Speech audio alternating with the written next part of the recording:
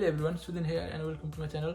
यदि तपाईं पनि अहिले नेपालमा हुनुहुन्छ र यदि तपाईं विदेश जान सोच्दै हुनुहुन्छ UK, अस्ट्रेलिया, क्यानाडा तथा अरु विभिन्न देशहरु स्टडी भिजाको लागि जान सोच्दै हुनुहुन्छ भने यो भिडियो पुरा हेर्नु होला किनकि यो भिडियोमा म आज तपाईंसँग नेपालबाट अरु देशमा स्टडी भिजामा जाँदाखेरि प्रोसेसिङहरु के हुन्छ स्टेप बाइ स्टेप सम्पूर्ण बताउने छु। एकदम गाइडको रूपमा यो भिडियो मैले बनाइरहेको छु। त्यसकारणले यो भिडियो पुरा हेर्नु होला। यदि तपाईलाई यो भिडियो मन पर्यो भने भिडियोलाई प्लिज लाइक पनि गरिदिनु होला। यो भिडियो कस्तो लाग्छ तपाईलाई तर कमेन्ट सेक्सनमा कमेन्ट पनि गर्नु होला। So without doing any delay let's jump into the video.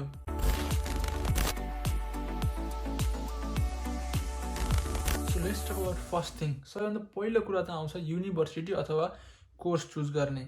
अब तपाईलाई कुन कोर्स पढ्न मन छ, अब तपाईले पढ्न चाहेको कोर्स तपाईलाई मन परेको युनिभर्सिटीमा छ कि छैन अथवा फी अफोर्डेबल युनिभर्सिटीमा तपाईले पढ्न चाहेको अथवा तपाईको फ्युचर तपाईलाई केमा पर्स्यु गर्न मन छ त्यसको त्यो यो कोर्स छ कि छैन भनेर सबैभन्दा पहिला चुज गर्नु पर्यो। सो सबैभन्दा पहिलो काम आउँछ choosing the right university and the right course for you. त्यसपछि हाम्रो दोस्रो स्टेप सुरु हुन्छ। हाम्रो दोस्रो स्टेप भनेको आइल्स गर्ने हो। अब मैले यो किन दोस्रो स्टेपमा राखेँ भन्दा अब तपाईले कुनै युनि अथवा कोर्स चुज गर्नुहुन्छ र त्यसको सर्टेन क्राइटेरियाहरु अथवा रिक्वायरमेन्ट्सहरु हेर्नुहुन्छ। त्यसपछि यदि आइल्स चाहिन्छ भनेर त्यहाँ लेखेको हुन्छ त्यो अनुसारले तपाईले प्रिपरेसन गर्न सक्नुहुन्छ। मलाई यदि भयो आइल्स भएदेखि मलाई इनफ हुनेछ भनेर धेरै आए त जति आए पनि राम्रो अथवा मिनिमम मैले यति चाहिँ ल्याउनै पर्छ है भनेर त्यो अनुसारले तपाईले प्रिपरेसन आइल्सको लागि गर्न सक्नुहुन्छ। त्यसकारणले मैले सेकेन्डमा आइल्स राखेको हो। अब आइल्स गरिसकेपछि हाम्रो फर्दर प्रोसेसिङ अब थर्ड प्रोसेसिङ सुरु हुन्छ र हाम्रो थर्ड प्रोसेसिङ भनेको चाहिँ अफर लेटर हो। अब तपाईले युनि पनि चुज गर्नुभयो, कोर्स पनि चुज गर्नुभयो र आइल्स पनि गर्नुभयो भनेदेखि अब युनिभर्सिटीको वेबसाइटमा गएर अथवा नेपालको कुनै कन्सल्टेन्सीहरूले अप्लाई गरिदिन्छन् कोर्सको लागि युनिभर्सिटीमा अप्लाई गर्नु पर्यो। अब अप्लाई गरिसकेपछि तपाईले अफर लेटर कतिपय युनिभर्सिटीले अफर लेटर इस्यु गर्छ भने कतिपय युनिभर्सिटीले अफर लेटर नै इस्यु नगर्न पनि सक्छ। त्यसपछि यसको त्यो युनिमा अरु फर्दर केही प्रोसेसिङ नै अगाडि बढ्दैन। अनि अफर लेटर मेनली दुई प्रकारको हुन्छ। एउटा भनेको कन्डिसनल अफर लेटर हुन्छ, अर्को भनेको अनकन्डिसनल अफर लेटर हुन्छ। कन्डिसनल अफर लेटर भनेको चाहिँ कस्तो हो भने निश्चित केही कन्डिसन राखेको के जस्तो तपाईको यति ग्रेड भयो भने मात्रै हामीले कास इस्यु गर्छौं, यति अब आइल्समा यति स्कोर भयो भने मात्रै कास इस्यु गर्छौं भनेर कन्डिसन राखेको छ भने त्यो कन्डिसनल अफर लेटर भयो। अनकन्डिसनल भनेको चाहिँ ल अब अफर लेटर इस्यु भयो, आइल्स जति आए पनि मतलब छैन, तपाईको सीजीपीए जति भए पनि मतलब छैन भनेर इस्यु गरिन्छ भने त्यो अनकन्डिसनल अफर लेटर भयो। अफर लेटरमा चाहिँ के कुरा मेन्सन गरे हुन्छ भने तपाईको फी कति हुन्छ, फी कहिलेसम्म तिर्नुपर्छ, फी कसरी तिर्ने, कोर्सको डिटेलहरु, कोर्स कहिले सुरु हुन्छ लगायतका कुराहरु हुन्छ। त्यसपछि तपाईले अफर लेटर इस्यु गरिसकेपछि फोर्थ स्टेपमा जानुपर्ने हुन्छ। फोर्थ स्टेप रहेको छ हाम्रो CAS letter, CAS letter, certificate of acceptance for studies or something. Offer letter भनेको चाहिँ तपाईले त्यहाँ युनिमा रजिस्टर गर्नुभयो भने जस्तो हो। कास लेटर भनेको चाहिँ युनिमा तपाईको स्थान बुक भयो है।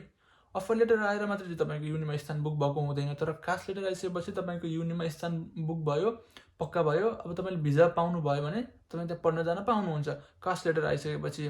कास लेटर आउनको लागि चाहिँ तपाईले जुन अफर लेटरमा जुन फीहरु सबै जुन तोकेको हुन्छ त्यो सबै फीहरु बुझाइसकेपछि मात्र कास लेटर आउँछ। अब कास लेटर आइसकेपछि तपाईसँग कास लेटर पनि भयो, आइल्स पनि भयो, अफर लेटर नभइकन त कास लेटर आउँदैन। सो यति भइसकेपछि तपाईको फर्दर प्रोसेसिङ हुन्छ टीबी चेक। टीबी चेक भनेको चाहिँ ट्युबरकुलोसिस चेक हो। अब नेपालमा चाहिँ स्पेशली युके जानको लागि चाहिँ टीबी चेक गर्नुपर्छ। अरु देशहरुको बारेमा चाहिँ मलाई त्यति ज्ञान भएन। मैले युके आउन चाहनुहुन्छ भने चाहिँ टीबी चेक गर्नुपर्ने हुन्छ। 57 अथवा $60 अर समथिङ तपाईले तिर्नुपर्छ टीबी चेकको लागि। सो अब तपाईले टीबी चेक पनि गर्नुभयो, तपाईसँग कास लेटर पनि छ, आइल्स पनि छ भनेदेखि अब तपाईले नेक्स्ट स्टेपमा जानुपर्ने हुन्छ। नेक्स्ट स्टेप भनेको अब स्टुडेन्टको भिजा एप्लिकेसन लन्च गर्ने हो। गभर्नमेन्ट अफ युके को अफिसियल वेबसाइटमा गएर स्टुडेन्ट भिजाको लागि तपाईले एप्लिकेसन सबमिट गर्नुपर्ने हुन्छ। अनि अब जब तपाईले एप्लिकेसन सबमिट गर्नुहुन्छ त्यसपछि तपाईले फी बुझाउनु पर्ने हुन्छ। 363 पाउन्ड फी लाग्छ स्टुडेन्ट भिजाको एप्लिकेसन बुझाउनको लागि। नेपाली लगभग 50 देखि 60 हजार, अब रेटमा डिपेन्ड हुन्छ कति रेट हुन्छ भन्ने कुरा। लगभग 50 देखि 60 हजार रुपैयाँ नेपाली तपाईले युके को स्टुडेन्ट भिजा तपाईले एप्लिकेसन भर्दाखेरि फी बुझाउनु पर्ने हुन्छ। यो फी चाहिँ कस्तो हुन्छ भने अब तपाईले बायोमेट्रिक पनि गरिसक्नु भयो, सबै त गरिसक्नु भयो भनेदेखि यो फी तपाईले रिटर्न पाउनुहुन्न। यदि तपाईले बायोमेट्रिक नगरिकन यदि यो क्यान्सल गर्नुहुन्छ एप्लिकेसन भने चाहिँ यो फी तपाईको रिटर्न हुन्छ। अनि यो सबै गरिसकेपछि लास्टमा प्रोसेसिङ के बाँकी हुन्छ भने बायोमेट्रिक गर्ने। भिएफएसमा अपोइन्टमेन्ट बुक गरेर तपाईले बायोमेट्रिक पनि बुक गर्नुपर्छ। त्यहाँ गएर तपाईको बायोमेट्रिक दिइसकेपछि तपाईको फोटो खिचिसकेपछि तपाईले गर्नुपर्ने सम्पूर्ण कामहरु सकिन्छ एप्लिकेसनको लागि। त्यसपछि तपाईलाई भिएफएसले केही समयपछि लगभग 2 हप्तापछि फोन अथवा एसएमएस गर्नेछ तपाईको पासपोर्ट आयो भनेर। त्यसमा चाहिँ तपाईँको डिसिजन भएको हुन्छ पासपोर्टमा चाहिँ। अब भिजा अफिसरले डिसिजन दिएको हुन्छ तपाईँको भिजा आयो कि आएन भनेर। तब तपाईँलाई भिएफएसले बोलाउँछ तपाईँको पासपोर्ट आयो भनेर, त्यसपछि तपाईँ भिएफएसमा जाने, पासपोर्ट कलेक्ट गर्ने अनि पासपोर्ट हेर्ने भिजा आएको छ कि छैन भनेर। भिजा आयो भने तपाईँले अब फर्दर प्रोसेसिङहरू गर्न सक्नुहुन्छ, अब सपिङहरू गर्ने सबै थोक गर्न सक्नुहुनेछ। भिजा आएन भने अथवा रिट्राई गर्ने अथवा अर्को देशमा ट्राई गर्न सक्नुहुनेछ। तपाईँहरूले स्टुडेन्ट भिजा पाउनको लागि चाहिँ यति प्रोसेसिङहरू चाहिँ म्यान्डेटरी रूपमा गर्नै पर्ने हुन्छ। अब कुनै कुनै स्टेपहरू चाहिँ तलमाथि अथवा सिरियली नहुन सक्छ, किनकि कसैले सबैभन्दा पहिला आइएल्स गरेर बाँकी सबै प्रोसेसिङहरू गर्नुहुन्छ। तर यति प्रोसेसिङहरू चाहिँ तपाईँले फलो गर्नै पर्ने हुन्छ। जुन अब तपाईँको ओडाबाट लिने डकुमेन्टहरू स्टेसनहरू छन् त्यो त अब अवश्य नै गर्नु परिहाल्छ। तर यो भनेको चाहिँ मेन कुरा हो, स्टेप बाई स्टेप जाँदाखेरि अब डकुमेन्ट्स त जतिखेर बनाउँदाखेरि पनि हुन्छ, अगाडि बढाउने नि भयो, अब चाहिने बेला भएपछि बनाउँदा नि भयो। तर यी स्टेपहरू चाहिँ म्यान्डेटरी रूपमा तपाईँले फलो गर्नै पर्ने हुन्छ, अगाडि पछाडि भए पनि। सो भिडियो कस्तो लाग्यो, भिडियोको बारेमा तपाईँको ओपिनियन तल कमेन्ट सेक्सनमा लेखिदिनु होला। मन पऱ्यो भने लाइक गरिदिनु होला, सेयर पनि गरिदिनु होला। र अन्य यस्तै विभिन्न भिडियोहरू हेर्न चाहनुहुन्छ एब्रोड स्टडीसँग रिलेटेड भने प्लिज मेरो च्यानललाई सब्सक्राइब गरिदिनु होला।